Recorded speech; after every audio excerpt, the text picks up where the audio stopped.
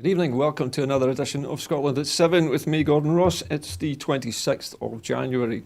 Joining me, I beg your pardon, 27th.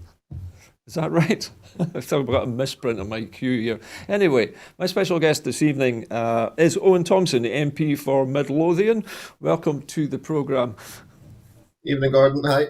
It's nice to have you on board, Owen. So first of all, we're going to the coronavirus update, and as of 2 o'clock today, a total of 1,546,770 people in Scotland have now been tested through NHS Scotland labs and the UK's regional testing centres since the start of the pandemic.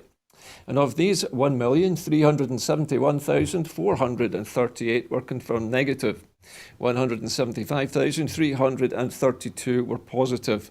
There are now 1,333 new confirmed cases of COVID-19.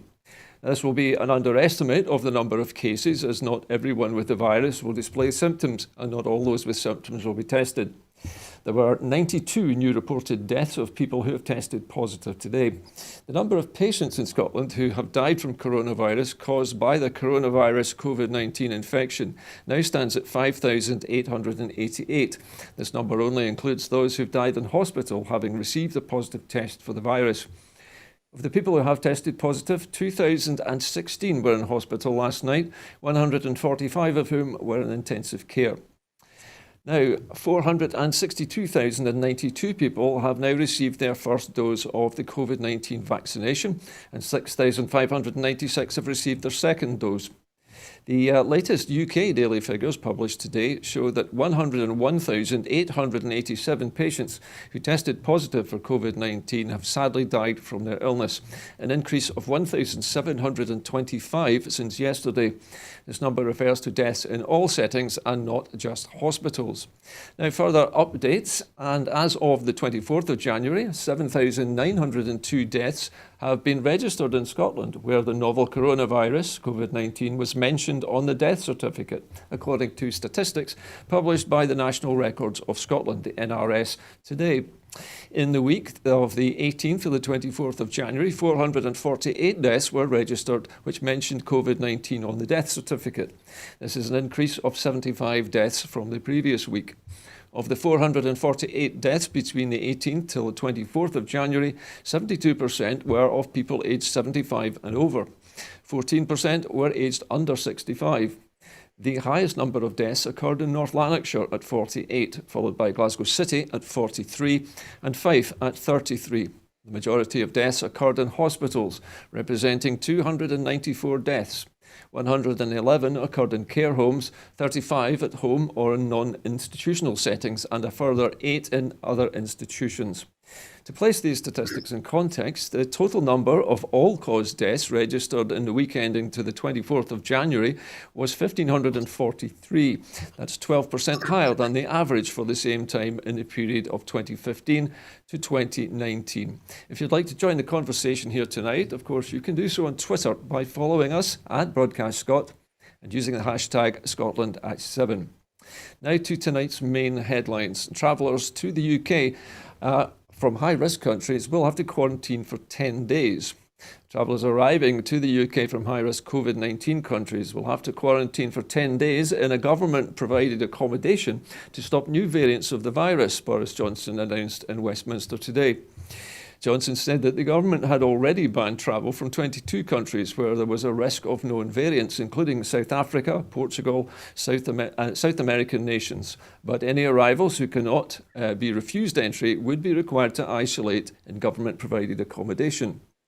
Those arrivals would be met at the airport and transported directly to quarantine facilities, which Johnson said would be established as quickly as possible. The Home Secretary, Priti Patel, said there were people not complying with these rules already in place, requiring them to quarantine at home. People should be staying at home unless they have a valid reason to leave, she said, and going on holiday is not a valid reason.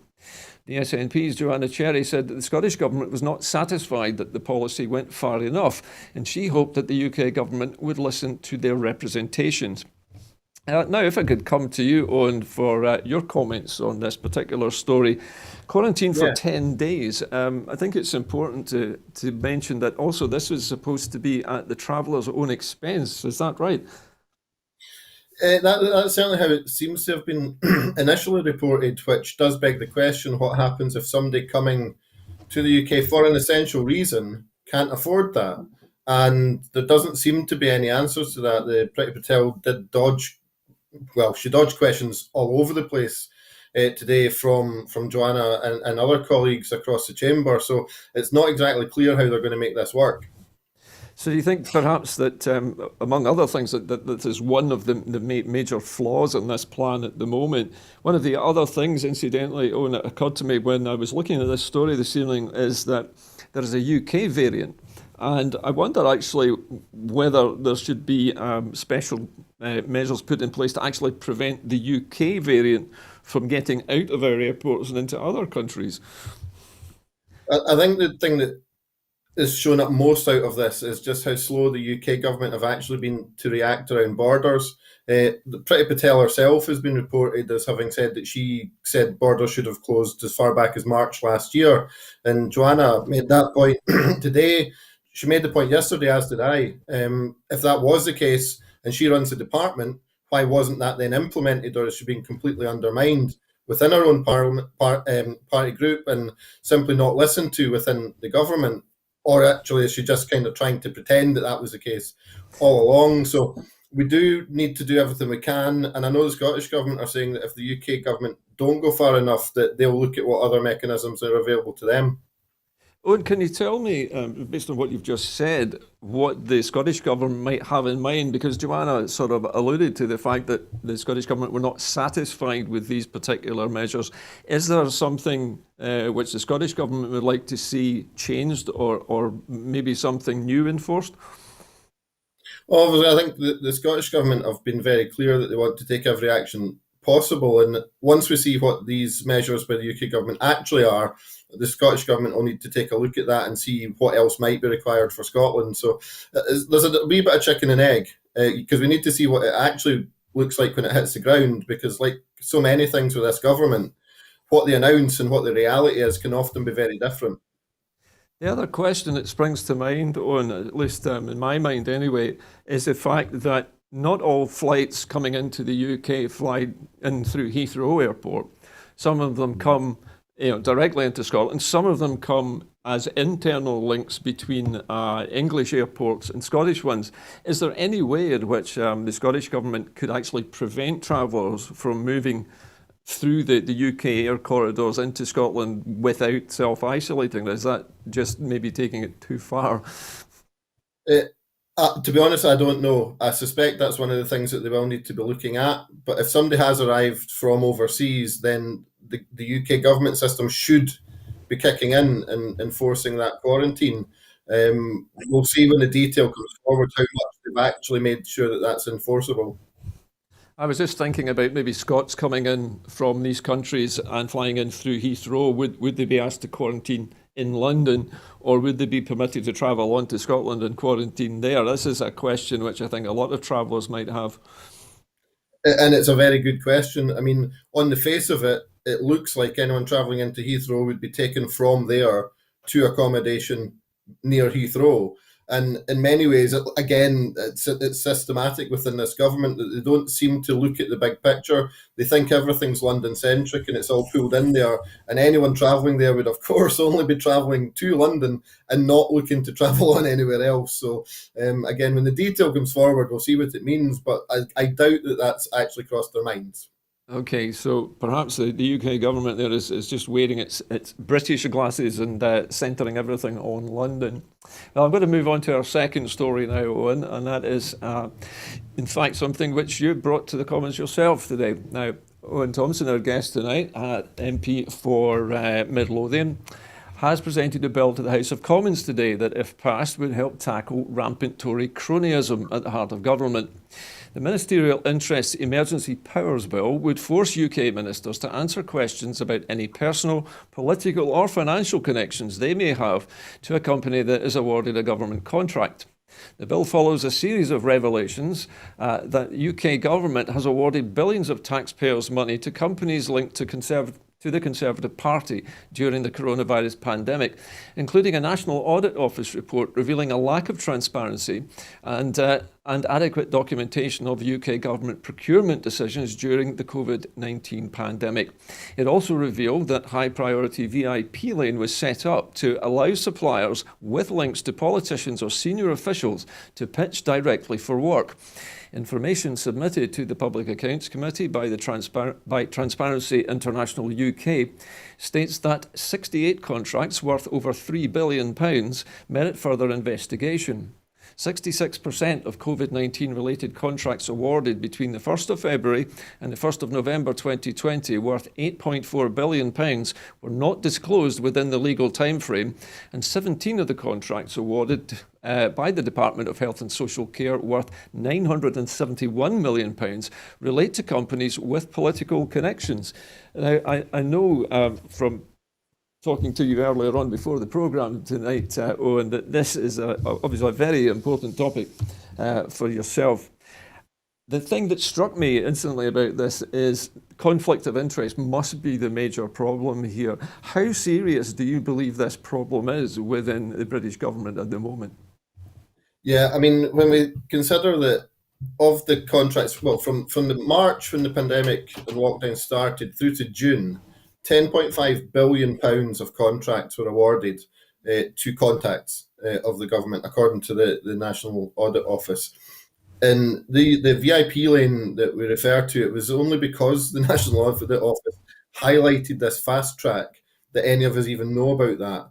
And if somebody applied for a contract through one of these connections, they had a 10% chance of that contract being awarded. Whereas anyone applying under normal processes for one of these pandemic contracts, the chances of success was somewhere about 0.7%. So it's absolutely rampant. And these may be the right people. I think I have to make that absolutely clear. The folk that have won these contracts might be the right people, but the lack of the accountability and the opportunity for questioning and the normal processes that would be gone through if it weren't being awarded under emergency powers mean that serious questions remain unanswered.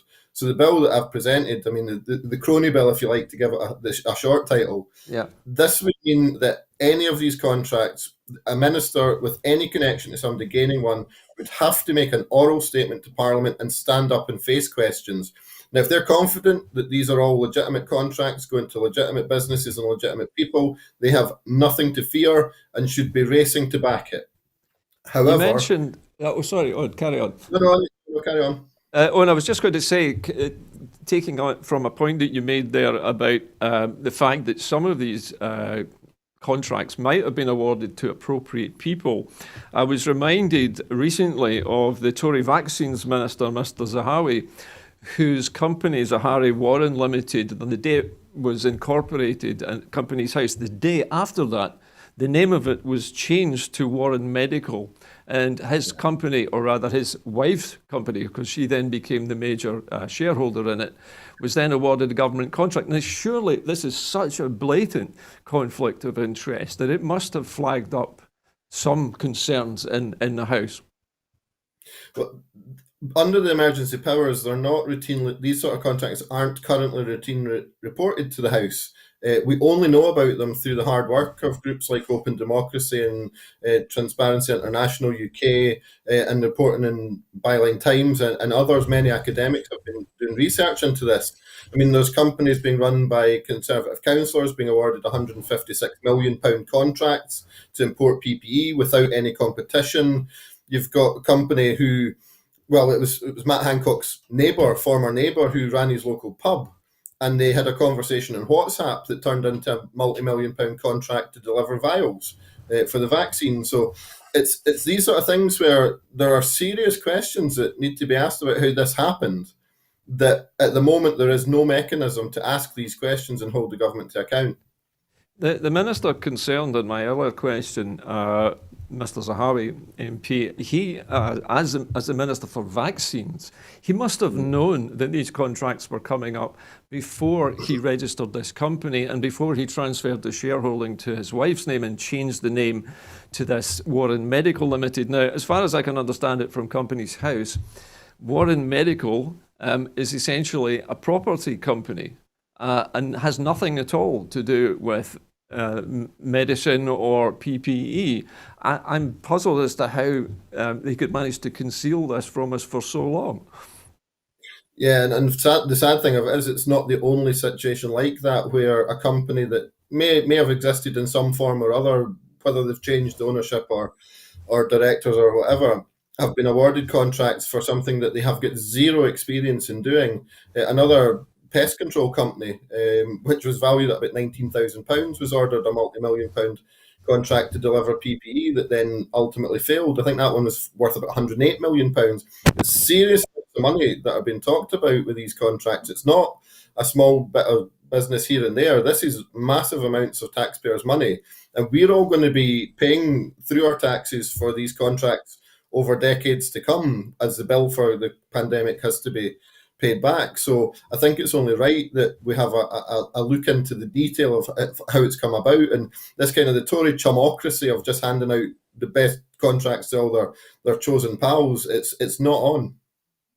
It strikes me, Owen, that the British government's procurement system is already pre-rigged with loopholes and hiding places for people to carry out these kinds of deceptions, because it is a deception, isn't it? When you change the name of a company so that it has the word medical in it so that you can win a contract when that company has never done a single medical contract in its entire existence. In fact, its entire existence might only be a few weeks. Surely there must be there must be other checks and balances inside government procurement policy that are supposed to prevent this happening. Yeah, and in normal times, even in normal times, I suppose I would say our system of procurement is not world leading. There are serious questions to be asked, even under the conditions that exist before emergency powers have to be considered. These have been flagged up, and again, groups like Transparency International have been highlighting this for quite some time now, that we lag behind when compared to other international standards of procurement. And it is exactly that. It's these loopholes and the ability to kind of play the system that still exists that needs serious attention and urgent updating. Would you say, Owen, that the reason that the British government gets away with things like this is because they know the system so well, and they're really, as you might say, working the system to their advantage? Is it not maybe better for the entire procurement system to be entirely redesigned and for proposals like your own and others to be urgently considered by Parliament? Yeah, I think anything that makes transparency around the procurement and awarding of contracts more important has to be welcomed, no matter where it comes from. This is a very simple measure that I'm proposing that would introduce an immediate system where we could actually hold to account some of these emergency contracts. But beyond that, there needs to be a very detailed look at what we can do to make it more independent. Absolutely, to have it all standalone, to have to gain public confidence. Because I think so many of these issues come around time and time again. All it does is undermine confidence, which undermines democracy. And that's not good for anyone. And it's in all our interests to make sure that the confidence is there, that the systems are fair, and then there's a robust system in place to back up any decisions that are made. It also seems to me, and just before we leave this subject, that even if such safeguards are put in place, surely there need to be consequences. There needs to be some kind of penalty, some kind of fine, or resignations would be expected. Would you support such a move as introducing penalties for ministers who are caught doing this?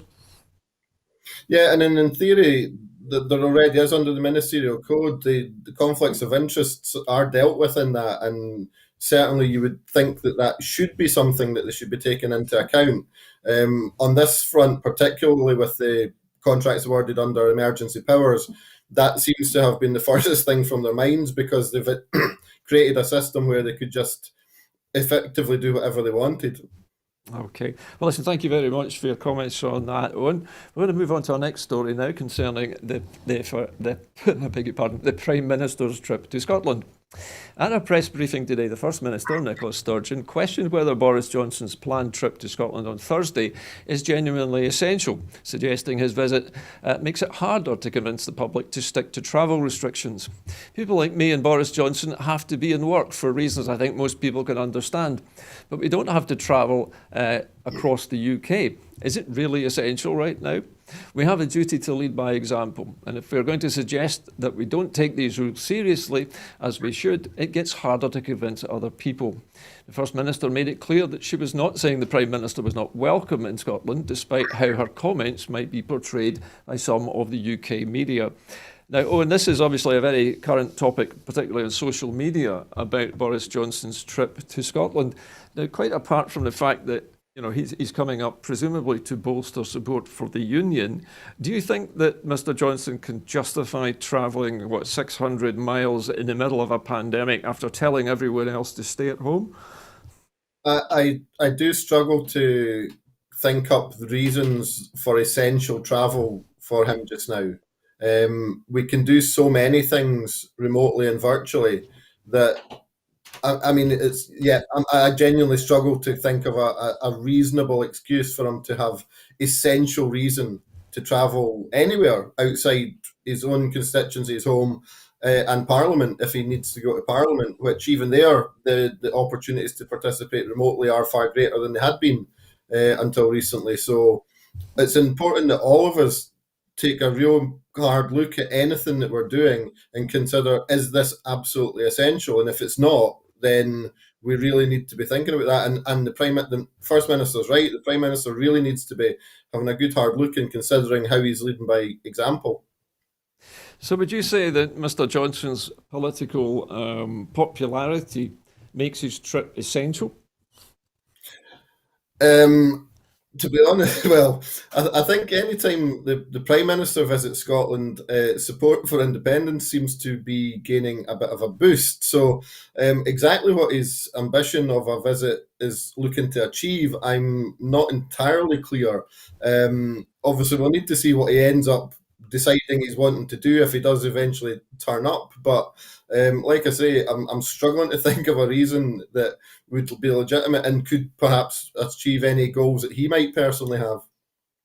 Is it possible, do you think, that Mr. Johnson's reason for coming to Scotland? It's been billed as building support for the union, but is he not just going to come up and speak to the fishermen and the oil workers like just about every other Prime Minister does, and avoid all difficult confrontations with the rest of Scotland?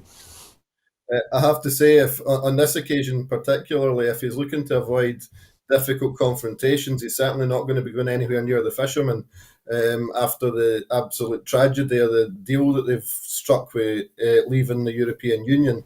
I don't think he'll be visiting fishermen anytime soon. Okay. Who do you think he might visit then? If not the fishermen, is there anyone left in Scotland with a kind word for Mr. Johnson? This is it. Other than going for his tea with Douglas Ross, perhaps. I can't see how that's essential, but that might be a warm welcome he would get, and I can't think of very many beyond that. So you think perhaps that Douglas Ross is possibly the only recipient of Boris Johnson's visit on this particular occasion? It's certainly not a very long list.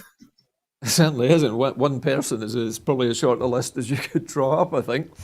Anyway, listen, we're going to move on now to our next story. And there has been a rise in the number of enrolments and students from deprived areas.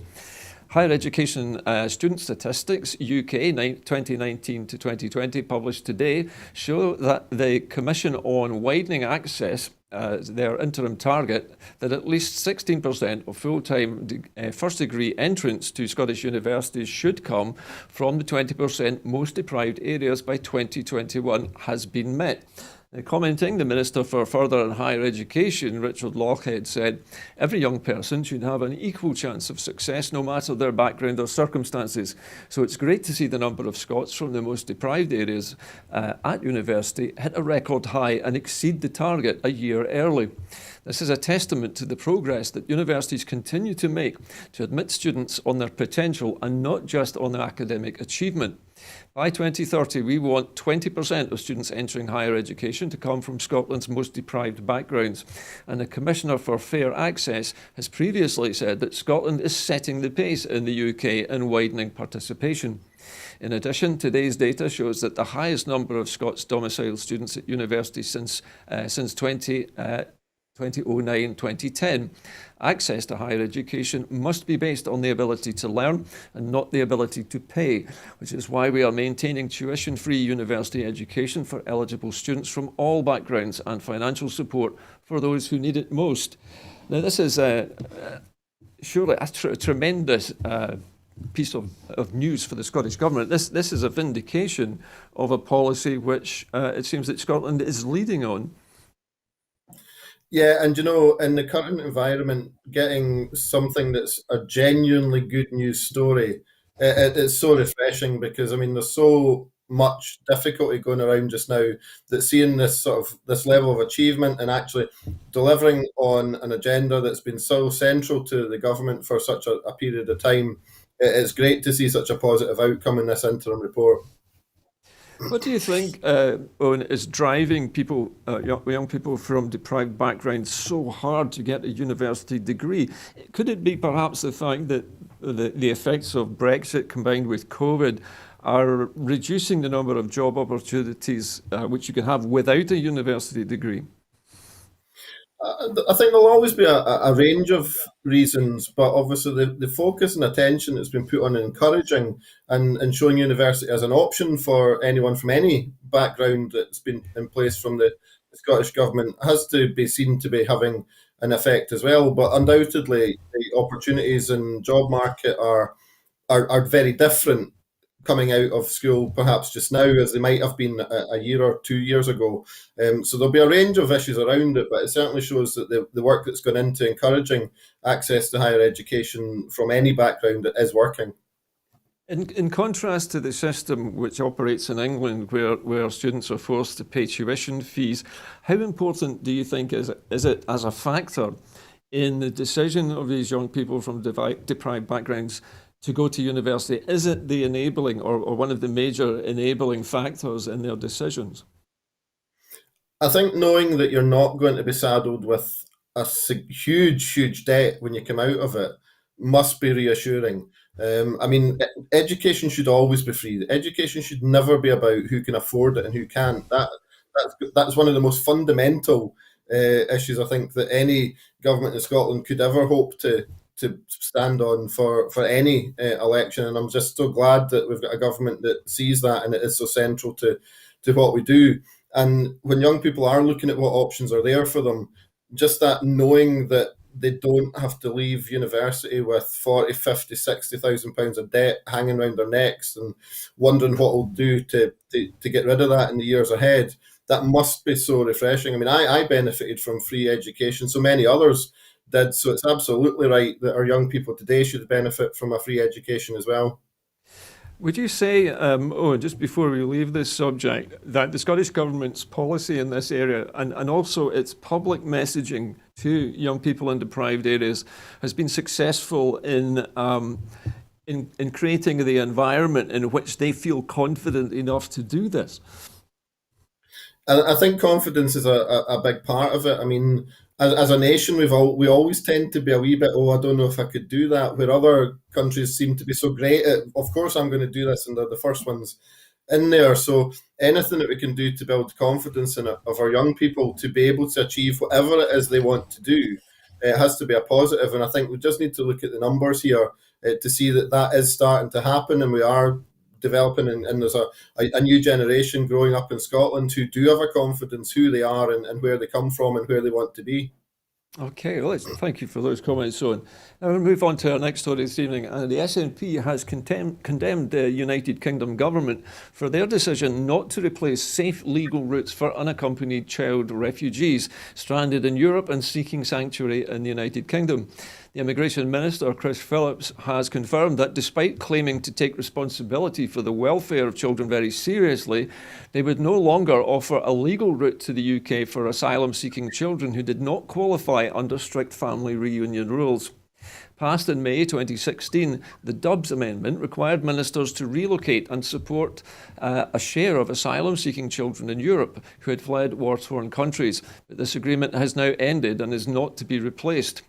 Meanwhile, with the end of the transition period, the EU Dublin rules no longer apply, closing down another route for children to reach the United Kingdom. The resettlement programmes remain paused. The news follows huge concerns about the treatment of asylum seekers in the United Kingdom, with people detained in crowded, disused military barracks and others left for months on end in hotel rooms with no financial support.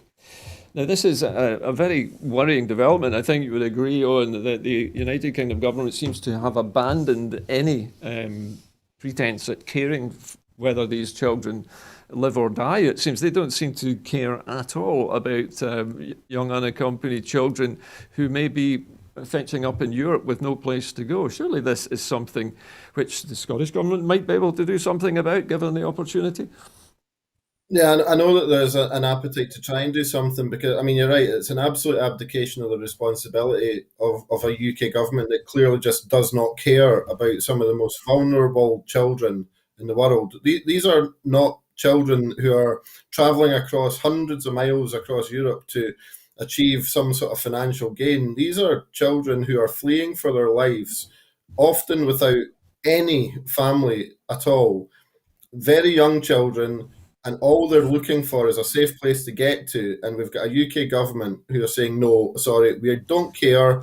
We don't care what part we've played in creating the conflicts that have resulted in you finding yourself as a refugee, but we're just going to palm that off to somebody else to deal with as their problem because we don't care. And it's appalling.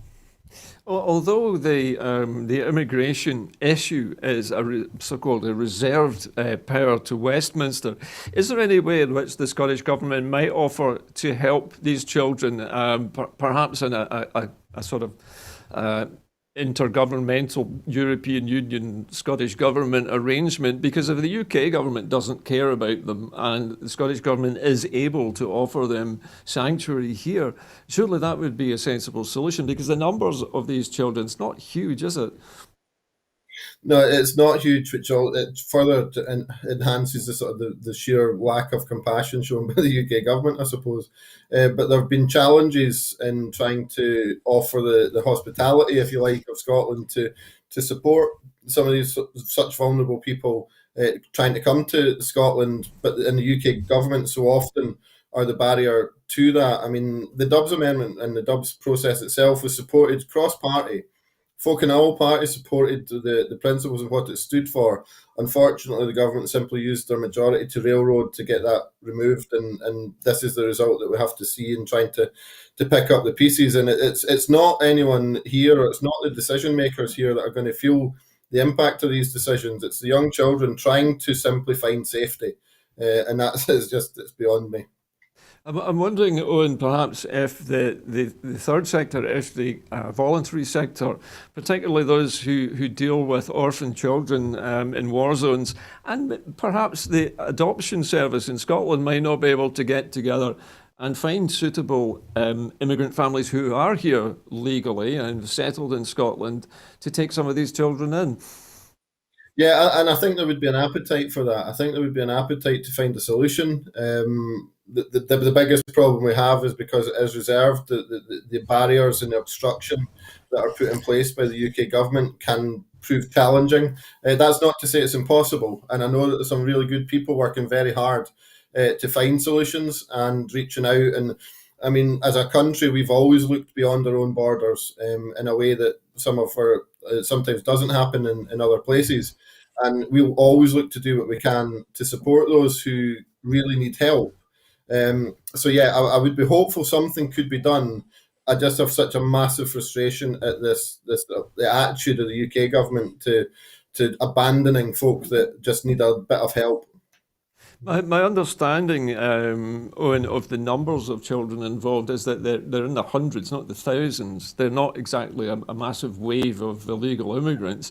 Is it possible, perhaps, for the UNHCR, the human rights element of the United Nations, to be contacted, perhaps by the Scottish Government and other charities here, and perhaps to try and work with them to relocate at least some of these children here?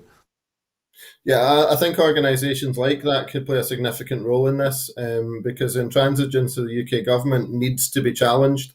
And it is organisations like that who probably have the power and the strength of the arm to make that happen. But it's every day that we delay in putting in place a system that helps these young children is another day that they're at risk, and we need to do something about it quickly. Yeah, I was just thinking, as we were talking there, Owen, the children are minors. They cannot be immigrants or migrants because they don't have the capacity to take that kind of decision. So really, they should be made wards of, the UNHCR, who might be able to find them homes in appropriate European countries like Scotland, which, although it's outside the EU, would be prepared to take them. It's certainly a possibility. It would be certainly very well worth looking into that in much more detail. It's not something that I know whether could happen for certain or not. But any avenue that we could find to support these children had to be welcomed, especially with a government that just ignores them. Oh, okay. Well, listen, thank you, Owen, for that. We're going to move on now to Wales, and a suspicious package discovered at an AstraZeneca COVID-19 vaccine plant in Wales, which forced a temporary suspension of manufacturing, has been made safe, and the production schedules of the shots have not been affected, the company Wockhardt UK said on Wednesday. The Wockhardt plant in Wrexham provides fill and finish capacity for AstraZeneca's UK supply chain, which is a final manufacturing step, putting vaccines into vials or syringes and packaging them.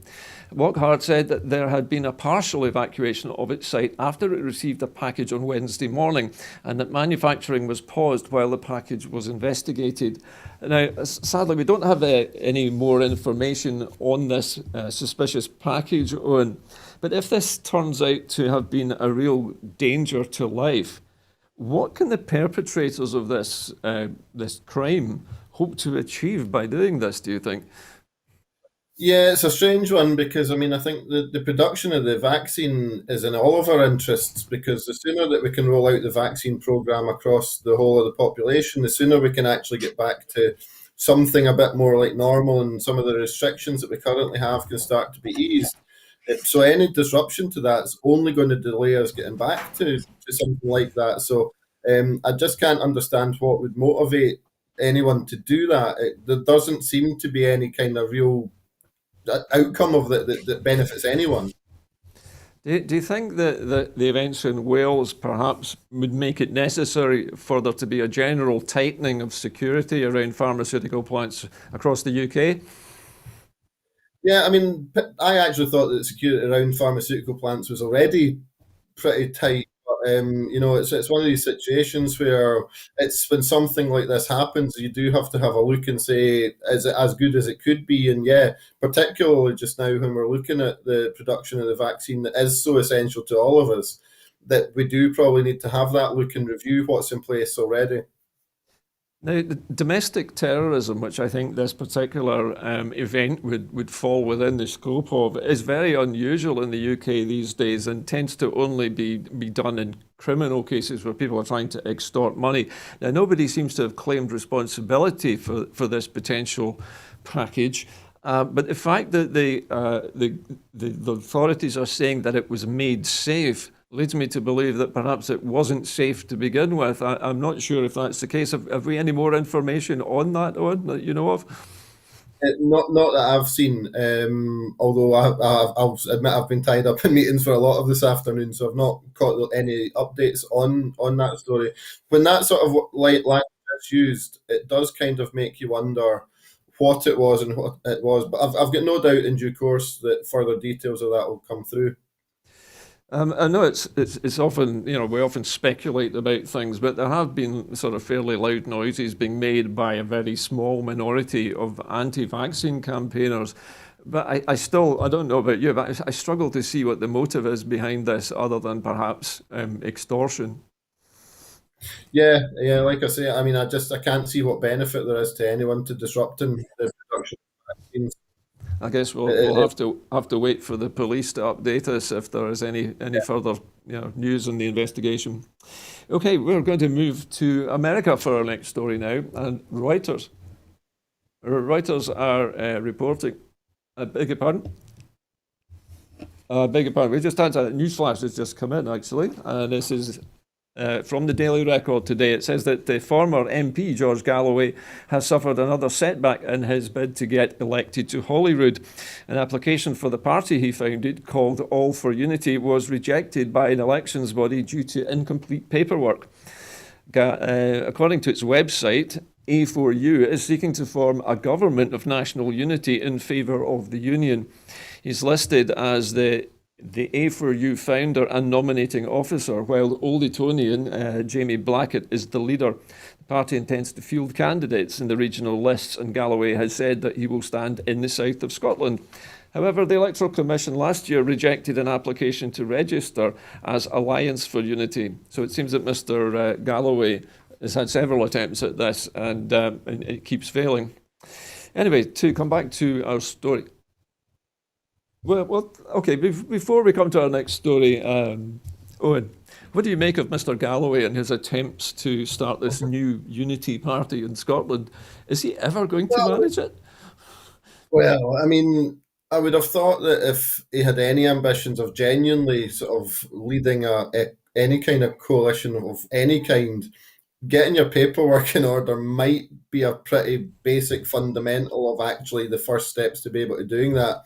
If you can't even get the paperwork in order to sort of register yourself to stand, the chances that you're actually going to make any kind of job at running anything leave a lot to be desired. I can't say I'm hugely surprised, but it just seems to be a calamity of errors from him in his efforts to do whatever it is that he's actually trying to do, because his positions have shifted on things so much, so wildly over such a period of time. I struggle to keep up with what he's trying to achieve.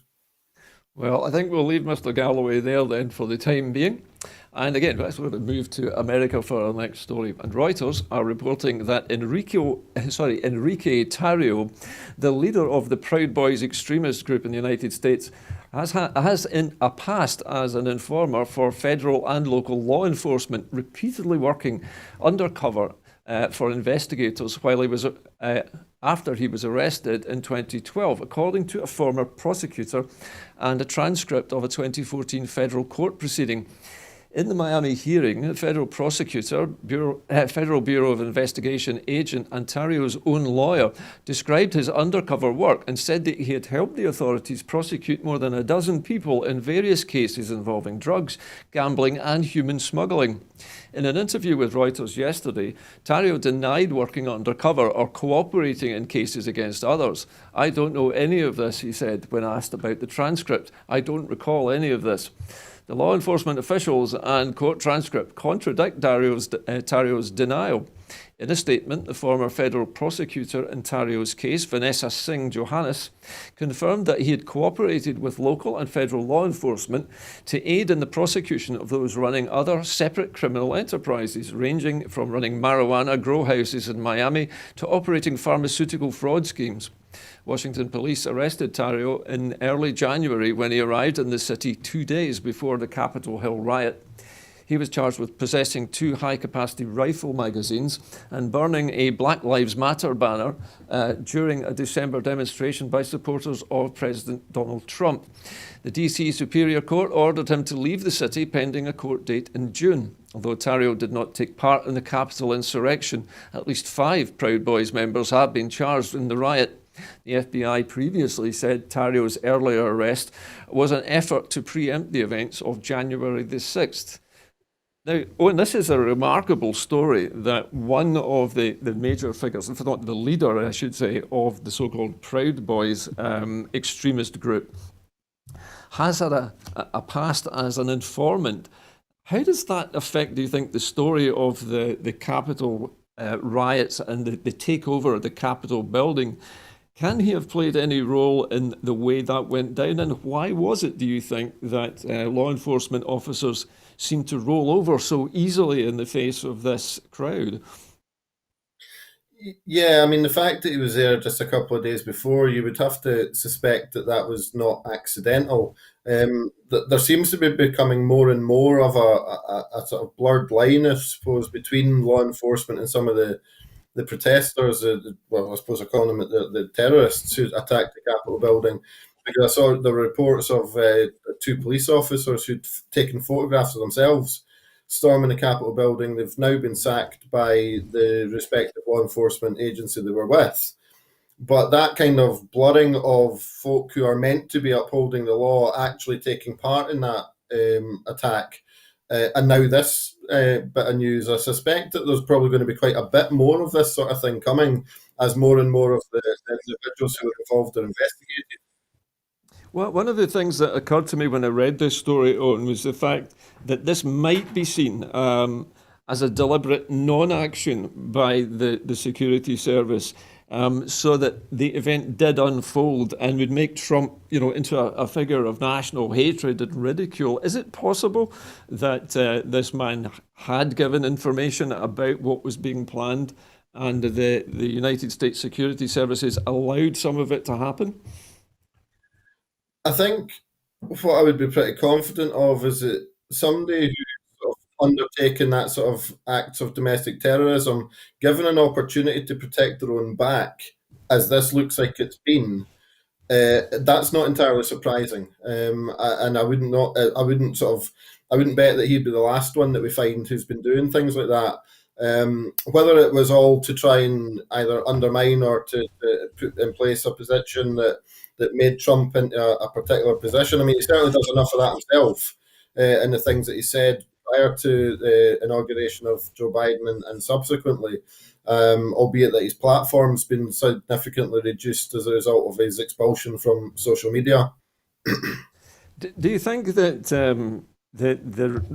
the revelation today that the leader of the Proud Boys has this history as a government informant is an effort to just discredit him, or is it in some way aimed at discrediting the entire Proud Boys organisation? I suspect there will be a number who are involved in that organisation who may have significant questions to ask of him about his previous activities. But I mean, I suspect he's probably not the only one in that position. And like I say, as we find out more of the individuals who have been involved in the planning and the organising of the Capitol attack, as much as those who took part, I think we will find that there will be more of this sort of thing coming out. Okay, well, listen, we'll leave that subject just now, Owen, and moving on to a story closer to home. NHS Scotland Counter Fraud Services has warned the public to be vigilant about fake invitations to have the coronavirus vaccine sent by scammers. The scam email includes a link to register for the vaccine, but no registration for the real vaccine is actually required.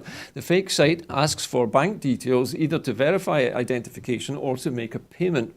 As the COVID-19 vaccination is being rolled out across Scotland, NHS Scotland Counter Fraud Services have seen a spike in associated scams, including asking people to pay to book their vaccinations. It's vitally important that members of the public know that the NHS will never ask for or accept cash for vaccines. It will never ask you for your banking details or identity documents, and it will never email you to arrange your COVID-19 vaccination or turn up at your residence unannounced. If you do receive an email like this, you can forward it to reportphishing.gov.uk and also report to Crime Stoppers, the dedicated COVID fraud team. Now, this again is, there's always somebody, isn't there, in any crisis who's prepared to make money out of other people's misery. Is there any way that we can combat these scams other than just warning people about them, Owen? Yeah, it's a sad fact that a crisis like we're currently facing, it brings out the best in so many people, but it also brings out the worst in others who will just look to exploit those who are simply desperate to get vaccinated. Yeah, I mean, absolutely, making sure that that information is as widely spread as possible, like you've just done, is a critical part of this, and it's on all of us to try and make sure that we pass that information out as widely through all of the networks we have to all the people we know, to highlight the fact that this is happening, because you've got people who just want to be vaccinated and will do whatever they can to get there. And when somebody presents that to them, you can understand why somebody might be taken in by it, because often these folk have appeared to be very credible. Yeah. So it's important that we do whatever we can to undermine that. Okay, well, let's leave that just now and move on to another story. This time, the Scottish Government has announced that there is to be more financial support for businesses. 3 new funds to support businesses uniquely affected by the coronavirus COVID-19 pandemic will be launched this week. From today, local authorities will start to approach brewers, travel agents and indoor football centres, inviting them to claim grants of £10,000 or £25,000. A higher payment of £30,000 will be available for the largest brewers. Councils will brief around 400 eligible businesses on their potential entitlement and ask them to provide supporting information and bank account details. Owners do not need to apply or contact the local authority. Now, here is a good news story for a change, Owen. And, you have to ask yourself, the Scottish Government seems to have done more than most UK administrations to help its businesses. Why do you think that is? Why is it the Scottish Government is so good at this and we don't seem to hear so much about it happening elsewhere in the UK? Yeah, I mean, I think the Scottish Government, within the limited powers that they've got, have maximised the opportunity to kind of put funding in place to support businesses where they can.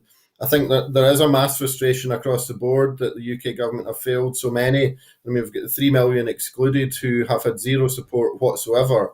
And there are still a number of businesses that have not had any support who are trying to do everything they possibly can. And I know I've worked with a number of local businesses who've been trying everything possible to get qualified for a grant or other to just sustain their business, to keep going to the point when they can open again.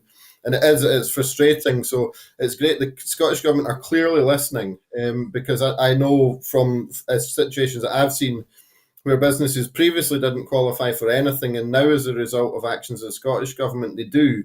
It's maybe not everything that every business would want to get, but it's better than what's actually being offered in any other part of the UK, because the Scottish Government are listening and are willing to act and realise where perhaps the support that's in place isn't going far enough.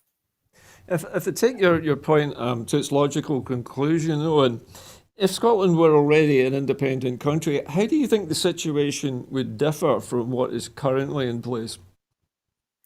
I think that the Scottish Government obviously would have the full financial powers available to it that we don't currently have, so we'd be able to take a much wider range of actions to tackle the pandemic situation. And I mean, I think everybody reacted very, very quickly initially, and that was always going to leave a situation, I think, where there may be flaws in the system and gaps.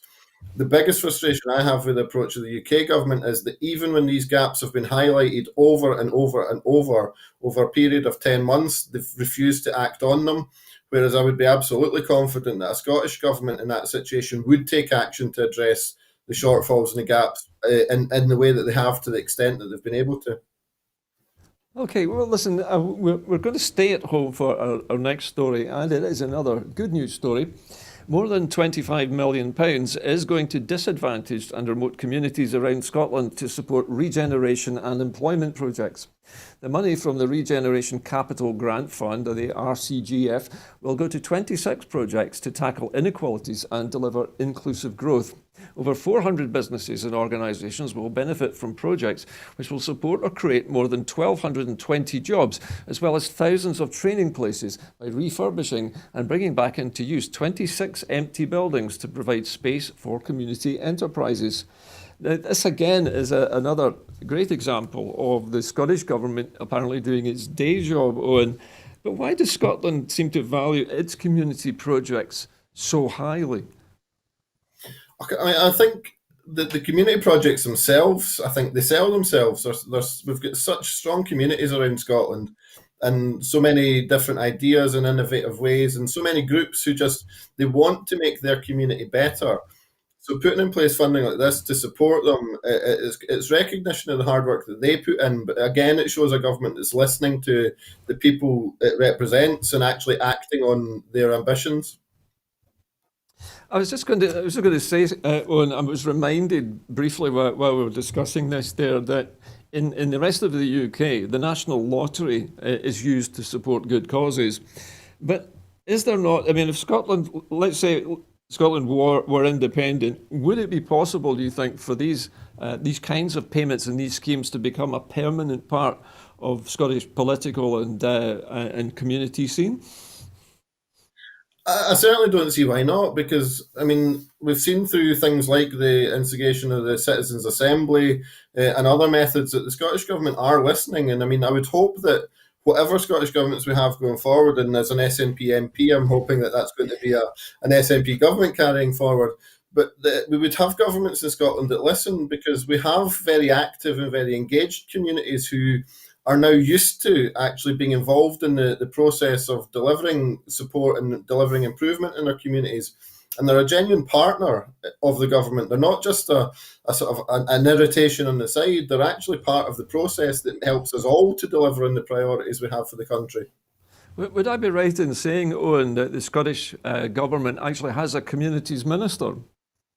Yeah, absolutely. And again, it highlights the importance that we place on the delivery from communities.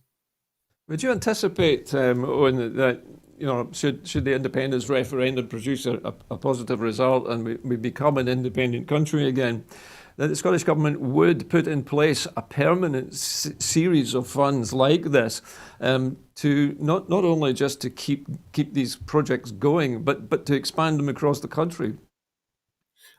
I would certainly hope so, and I would hope to see political parties taking that on. But I mean, ultimately, to me, the most important fact in all of this is that when we become an independent country, things like that will be a matter for the Scottish people to decide.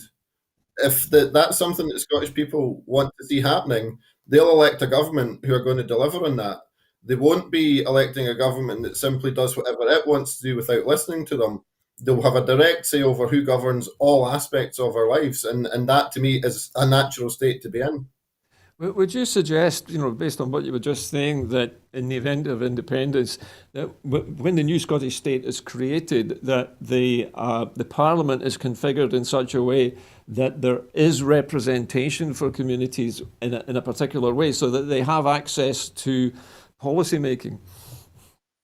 I think that already exists to an extent. I mean, we've seen the Cabinet going out and having meetings around the country. We've got the Citizens' Assembly. These are things that actually already exist in early stages and are continuing to be evolved. And I certainly see the opportunities for our communities to be involved, continuing to grow, and that being a really strong part of our ability to go forward as a country. Well, listen, I have to thank you, Owen, for all your comments this evening. We're just about out of time on the programme tonight, but as usual, it's been delightful to speak to you. Thank you again for your contributions. And of course, at this time in the programme, I have to remind you that we're having a major crowdfunder, and Broadcasting Scotland wants to be here through the rest of the year at all the major events of this year. And of course, it will be an historic year. If you'd like to join us by becoming a supporter, you can do so by following the instructions at the bottom of your screen. Become a supporter at £5 a month, or if you can't afford that, make a single donation. And of course, if you have no money at all, you can also become a volunteer. You can contact the programme in the usual way. Anyway, that is about it from this edition of Scotland at 7. And so it just remains for me to thank my guest, Owen Thompson MP, for being such a superb guest this evening. And we'll see you next time. A very good evening to you.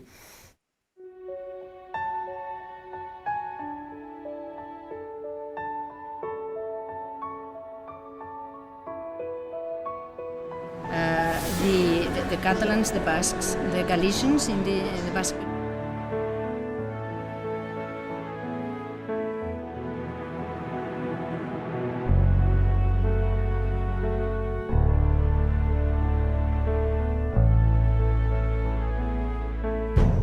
An independent future for Scotland.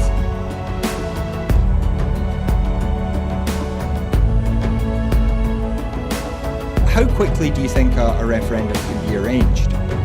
Best practice demands that it should be 6 months.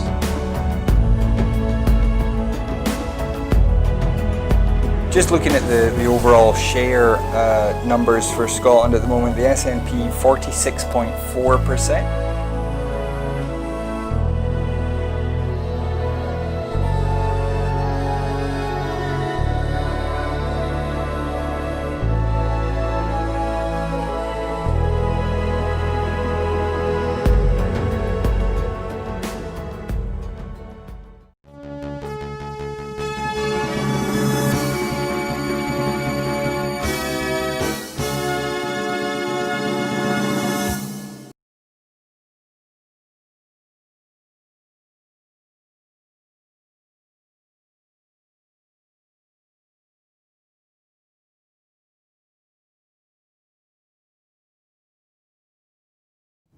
Hey.